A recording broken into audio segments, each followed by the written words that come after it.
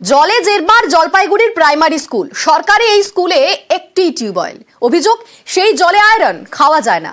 আবার ক্লাসরুমের টিনের চাল জায়গায় জায়গায় ভাঙা, বৃষ্টি হলে ঘরে জল ঢোকে। অভিযোগ, এর জেরে দিনে দিনে কমছে পড়ুয়ার সংখ্যা।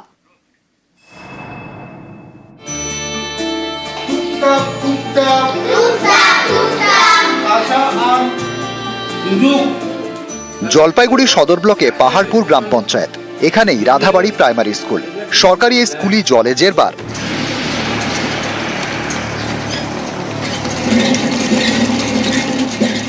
স্কুলের একটা টিউবওয়েল। অভিযোগ, সেই জলে আয়রন, তাই খাওয়া যায় না। বাড়ি থেকে জল আনতে হয় পড়ুয়াদের। মিড ডে মিলের রান্না হয় অন্যের বাড়ি থেকে জল এনে। খারাপ মনে হয়, এত এরকম করে বাচ্চাগুলো এত কষ্ট করে আসে, ভিতরে বসে থাকলেও ভিজে জল পরে উপর দিয়ে, দেখে খারাপ লাগে। খাওয়ার জল ঠিক নেই, বাচ্চারা বাড়ি থেকে জল নিয়ে আসে, আর আমরা মানুষের বাড়ি থেকে জল আনি রান্না করি। বৃষ্টি হলে আবার আরেক দুর্ভোগ, স্কুলের টিনের চাল জায়গায় জায়গায় ভাঙা, সেখান দিয়ে ক্লাসরুমে জল পড়ে। স্কুলের রাস্তাতেও জল থই থই। বর্ষার সময় জল পাওয়া যায় না, জলে ভিজে ছাতা নিয়ে আসতে হয়। ঘরে জল পড়ে, একটু খাওয়ার জল মানুষের বাড়ি থেকে আনা হয়। বর্ষার সময় জল অনেক হয়। 1972 রাধাবাড়ি প্রাইমারি স্কুলের পথ চলা শুরু। একটা সময় এখানে 200-র বেশি পড়ুয়া ছিল। এখন সেই সংখ্যাটা কমতে কমতে 28। স্কুল কর্তৃপক্ষের দাবি, জল নিয়ে জোড়া সমস্যার কারণে পড়ুয়ার সংখ্যা কমছে। পানীয় জলের সমস্যা, প্রচুর আয়রন ওঠে। রান্নার জল পর্যন্ত আমাদের রাঁধুনিরা বাইরে কষ্ট করে নিয়ে আসেন। এই জল আমি বয়ে আনি, ওইখান থেকে বাচ্চাদেরকে আমি সরবরাহ করি। বৃষ্টি যদি হয় বর্ষাকালে, আমাদের চাল, সেই চালগুলো ফুটো হয়ে গেছে। প্রায় বেশিরভাগ দিন বৃষ্টির সময় জল পড়ে। ওই সংশ্লিষ্ট স্কুলের যিনি হেড টিচার আছেন, তিনি আমাদের কাছে প্রেয়ার পাঠান এসআই এর মাধ্যমে।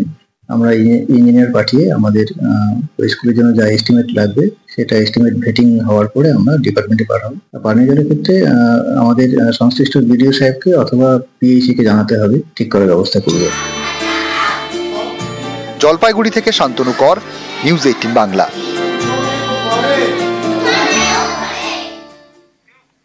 হাওড়া খড়গপুর লাইনে ট্রেন ধরতে গেলে এবার কালঘাম ছুটবে। কারণ আজ থেকে আগামী 19 দিন এই লাইনে বহু লোকাল এবং 27টি এক্সপ্রেস ট্রেন বাতিল করেছে দক্ষিণ পূর্ব রেল। সাঁতরাগাছি স্টেশনে আধুনিকীকরণের কাজ হবে, তাই এত ট্রেন বাতিল। আর এর জেরে দীঘা, পুরী যেতেও বেগ পেতে হবে।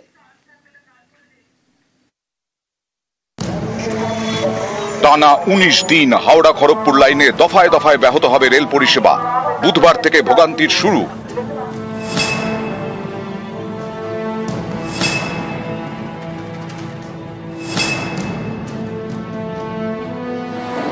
দক্ষিণ পূর্ব রেলের খড়গপুর ডিভিশনের মধ্যে পড়ে সাঁতরাগাছি স্টেশন।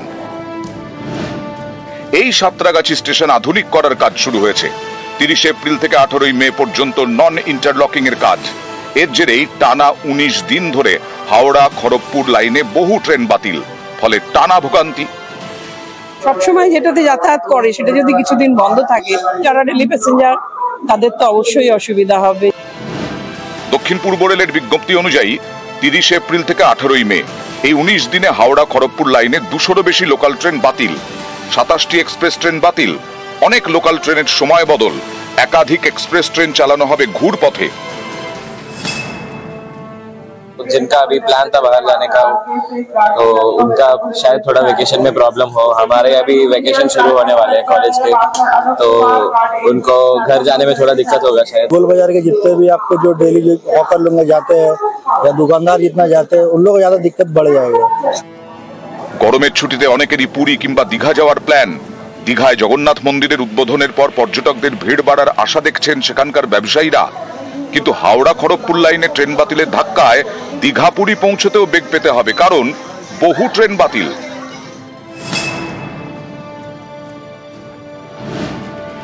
11 মে হাওড়া দীঘা কান্ডারি ও তাম্রলিপ্ত এক্সপ্রেস বাতিল। 17 মে সাঁতরাগাছি দীঘা স্পেশাল বাতিল। 17 মে কান্ডারি এক্সপ্রেস ও 18 মে তাম্রলিপ্ত এক্সপ্রেস বাতিল।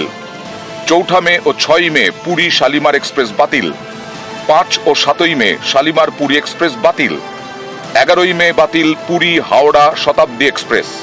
11 ও 17 মে বাতিল হাওড়া পুরী এক্সপ্রেস। 17 ও 18 মে বাতিল Puri Shalimar Dhauli express. NI work করে লাভটা কি হচ্ছে?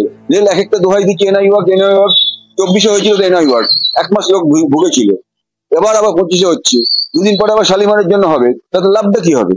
সুতরাং রেলকে বলবো টোটাল কাজ কমপ্লিট করুক একবারে, প্রতি বছরই একই জিনিস চলছে। ট্রেন ঠিক সময় আসে না, সব সময় লেট, ঠিক সময়ে ছাড়ে না। গত কয়েক মাসে বিভিন্ন রুটে এরকম নানা অভিযোগ। এই নন ইন্টারলকিং এর কাজের পরে এই ছবিটা কি বদলাবে?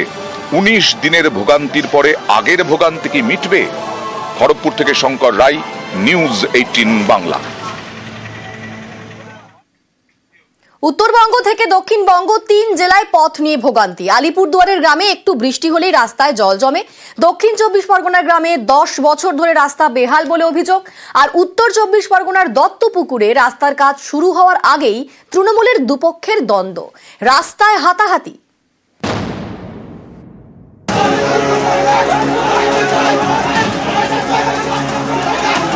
রাস্তার মাঝখানে ধাক্কাধাক্কি, হাতাহাতি।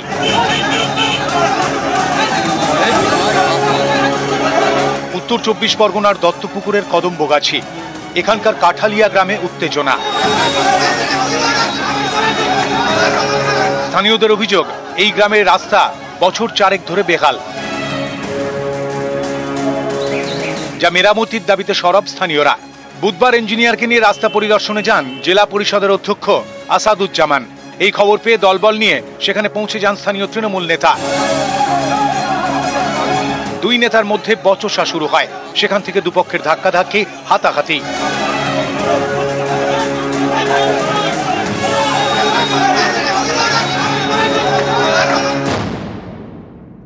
এই রাস্তা দেখতে এসছে, আমার বক্তব্য একটা, প্রশাসনিক ভাবে প্রধান জানবে, পঞ্চায়েত সমিতির সভাপতি জানবে, উত্তর 24 পরগনা জেলা পরিষদের সভাধিপতি তার নলেজে থাকবে। আমি আমি আমি আমি ছাড়া কেউ কিছু করতে পারবে না, এই মানসিকতা তার মধ্যে আছে। মাহফুজুর রহমান সাহেব কাঁটালিয়া থাকেন না, উনি আজ 10 বছর বাইরে থাকেন। একটা কাজ করতে গেলে আগে ডিপিআর তৈরি করতে হয়। সেই হিসাবে আজকে যারা ডিপিআর এজেন্সি এসেছিল, একটি ছেলে, তাদেরকে রাস্তা দেখিয়ে দিয়েছি। 5-7 লোক ছিল ওখানে, তার রাস্তার পক্ষে তো সবাই বলছে রাস্তাটা হবে। এই বিক্ষোভ কি আছে এখানে?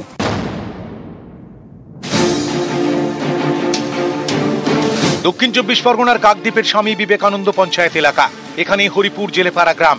অভিযোগ, এই গ্রামে যাতায়াতের একমাত্র ইটের রাস্তা 10 বছর ধরে খারাপ, ফলে ভোগান্তির এক শেষ।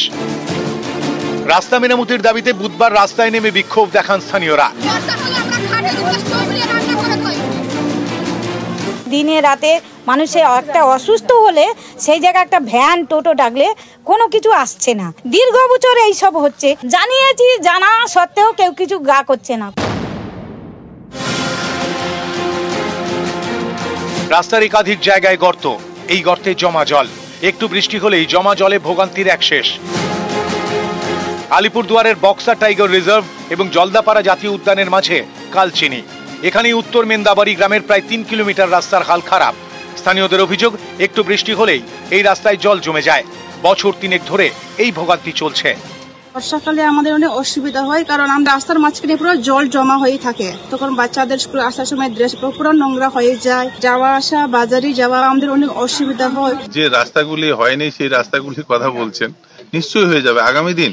দায়িত্ব নিয়ে বলছি, রাস্তা করার জায়গা থাকবে না। নিউজ 18 বাংলা।